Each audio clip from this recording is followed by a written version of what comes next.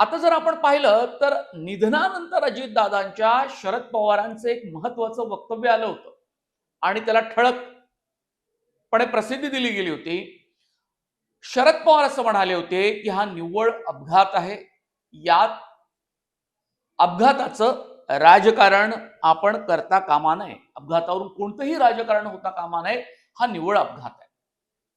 आता ज्या शरद पवारांनी अशा प्रकारचं वक्तव्य केल्यानंतर सुद्धा त्यांच्याच गटाचे, त्यांच्याच पक्षाचे अत्यंत महत्वाचे असलेले नेते, पक्षाचे कर्जत जामखेडचे आमदार रोहित पवार यांनी 10 फेब्रुवारीची इतकी मोठी पत्रकार परिषद मुंबईत का घेतली असेल आणि राष्ट्रीय स्तरावर सुद्धा ते अशा प्रकारचे अत्यंत विचार करायला लावणारे प्रश्न का विचारत असतील.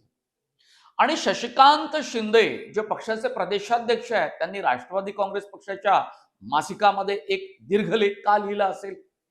आणि याशिवाय अमोल मिटकरी जे अजित पवार गटाचे नेते आहेत त्यांनी सुद्धा मुख्यमंत्री देवेंद्र फडणवीस यांना पत्र लिहून बाह्य संस्थेमार्फत चौकशी करण्याची मागणी का केली असेल.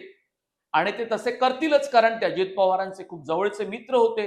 ते स्वस्थ बसणार नाही अशी ग्वाही सुद्धा एक्स पोस्टवर ते पत्र पोस्ट करून अमोल गिटकरींनी का केलं असेल.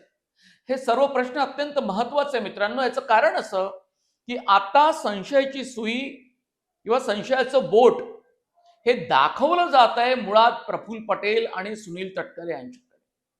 कारण रोहित पवारांचा जो मूळ मुद्दा आहे त्यातले अनेक वेगवेगळे तांत्रिक मुद्दे आहेतच, पण रोहित पवार म्हणतात की हा अपघात नाही, हा घडवून आणलेला घातपात आहे. आणि यात व्हीएसआर कंपनीच पूर्णपणे जबाबदार आहे की व्हीएसआर कंपनीला कोणी काही निर्देश दिले होते, तसं काही एक मोठ्या कटाचा भाग असल्याचं रोहित पवार म्हणतायत. आणि त्यासाठी त्यांनी वेगवेगळे पुरावे सुद्धा तिथे दिलेले आहेत. काही ठोस माहिती दिली, काही तांत्रिक माहिती दिलेली आहे.